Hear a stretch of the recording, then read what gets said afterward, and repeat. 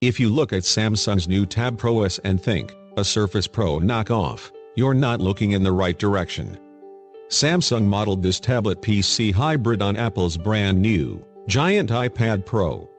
Sure, the Tab Pro S runs Windows 10, and has a detachable keyboard screen cover, but the core chassis has more in common with the iPad Pro than it does Microsoft's Surface Pro 4. Both have exactly 2 ports. The Surface Pro has a DisplayPort USB, a mini DisplayPort, and a micro SD card slot.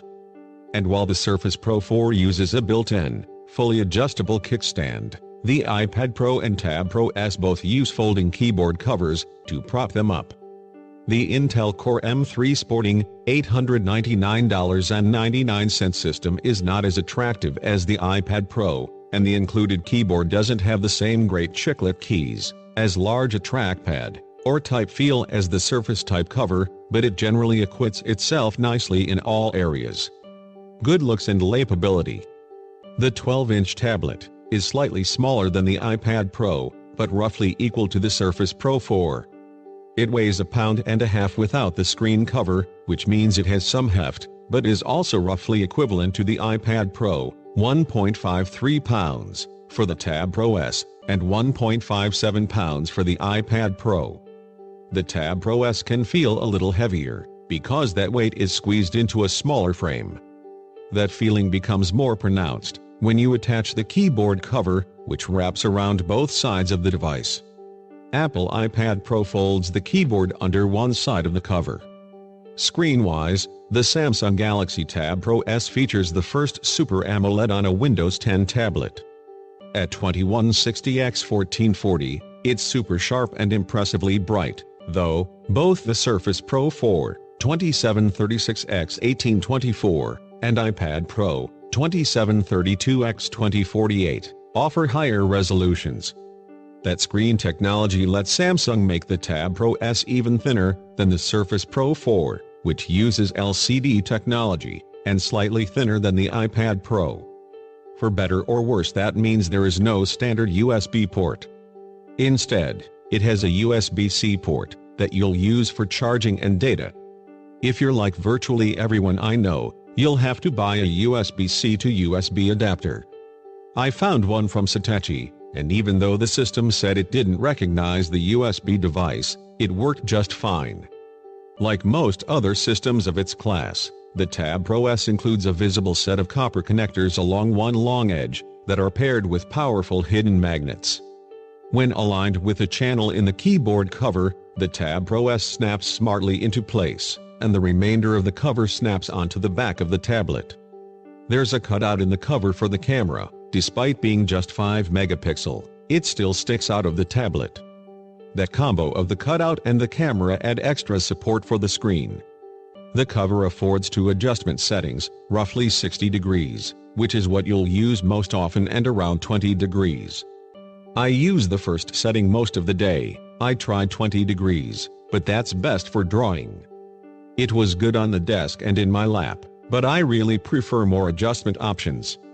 Even the iPad Pro with smart keyboard's roughly 45 degree is more comfortable. If you've been using Windows 10 on any touchscreen device, the experience on the Tab Pro S will feel familiar. Windows 10 is Microsoft's best operating system in nearly a decade. As a Windows device, the Galaxy Tab Pro S doesn't necessarily bring anything fresh to the table, but that's primarily because a couple of key features were not ready to test.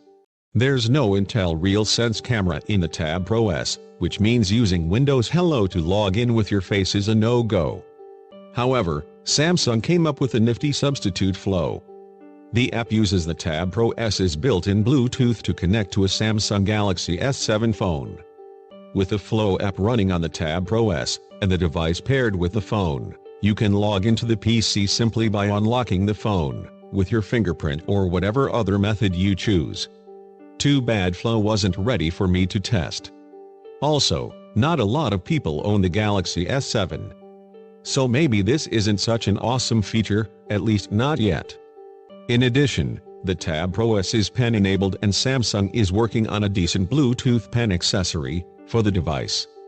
I tried it during Samsung's Tab Pro S unveiling, and it worked fine, though I didn't like the triangular body or too sensitive buttons. Unfortunately, the actual pen wasn't ready for review. You can obviously draw with your finger. Performance and battery. The Samsung Galaxy TabPro S runs Intel's new Core M3 CPU, the same chip you'll find in the Surface Pro 4 base model. It has solid benchmark numbers, but Apple's A9X CPU far outstrips it. In the real world, though, Core M3 held up surprisingly well. I opened over a dozen browser windows, across 2 different web browsers, Microsoft Edge and Google Chrome, let a Netflix movie stream in the background, which also gave me a chance to try out the excellent stereo speakers, and then played 3D chess. The TabPro S didn't lose a step. I did not try to run Adobe Photoshop CC, it is a mobile CPU, after all. The TabPro S is rated for 10.5 hours of battery life, but like most battery estimates, that's probably for video, and nothing else. My mixed usage day resulted in 6.5 hours, which is actually quite good. Value. At $899.99, the Samsung Galaxy TabPro S is one of the better values in the ultra-portable space.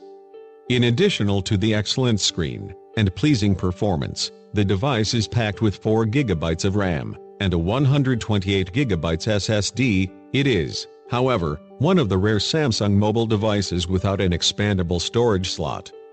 The price also includes the keyboard.